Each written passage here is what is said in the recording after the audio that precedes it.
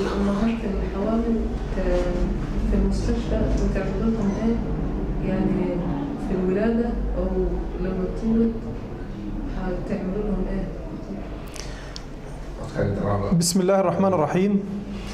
أنا الدكتور إبراهيم سليمان، أخصائي النساء والتوليد وعلاج تأخر الحمل بمستشفى اتحاد الأطباء العرب بهرجيسة. النهاردة هنتكلم مع حضراتكم عن مشكلة طبية من أهم المشاكل التي تواجه الزوجين، ألا وهي مشكلة تأخر الحمل. السؤال اللي ممكن نطرحه أو معظم السيدات بتطرحه: متى نستطيع أن نقول أن هناك تأخر للحمل؟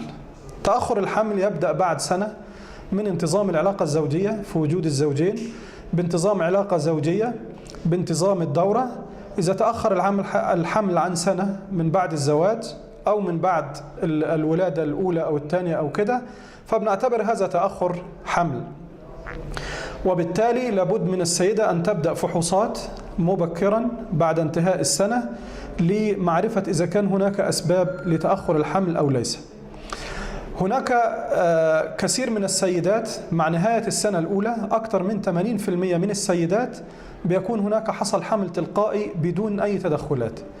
في السنة الثانية 10% الأخرى تقريبا بيكون حصل حمل لل10% التي لم تحمل في خلال السنة الأولى، وبالتالي المتبقي 10% هو الذي يحتاج إلى عمل فحوصات مختلفة لمعرفة ما كان هناك أسباب لتأخر الحمل أو ليس.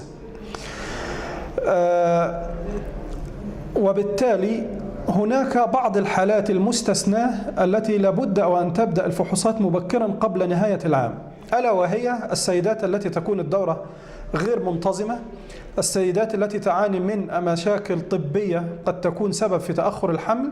هذه السيدات لابد أن تبدأ فحوصات، ولا يجب أن تنتظر حتى نهاية العام حتى تبدأ فحوصات. باستشارة الطبيب الاختصاصي أمراض النساء والولادة بيستطيع أنه هو يعني يتحدث ويشرح للسيدة أن هناك 3 أسباب أو 3 مشاكل رئيسية ممكن أن تكون سبب في تأخر الحمل. أولى هذه الأسباب المحاور الثلاثة التي يتعامل معها الطبيب مع السيدة التي لم تحمل خلال السنة الأولى من الزواج في حال انتظام العلاقة الزوجية وانتظام الدورة الشهرية بالنسبة للسيدة.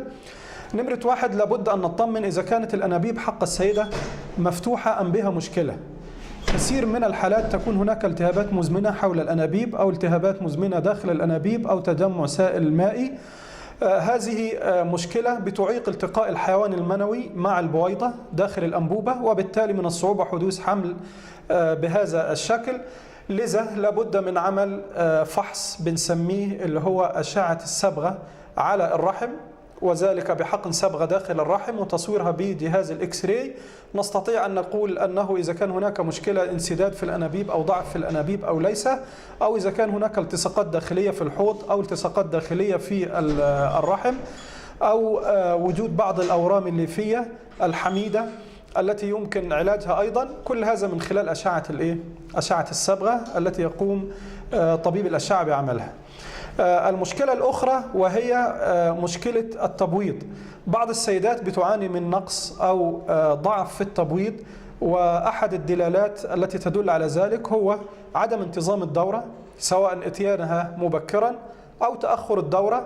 هذه يعني أعراض ظاهرية بيتم من خلالها التنبؤ أو توقع أن يكون هناك مشكلة في التبويض.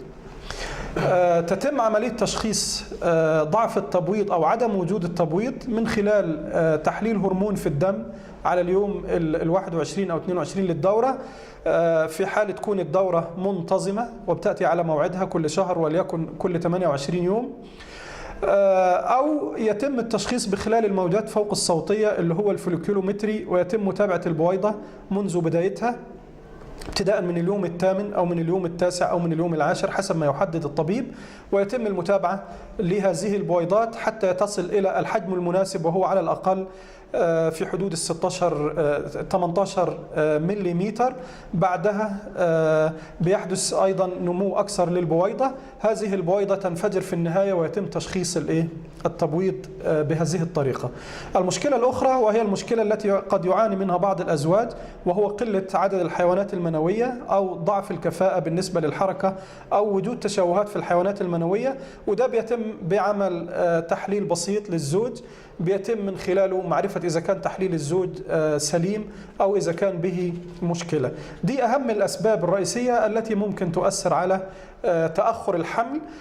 في حال إن هو يكون كل هذه الأشياء طبيعية بيتم الانتظار أيضا مدة أخرى بيحددها الطبيب.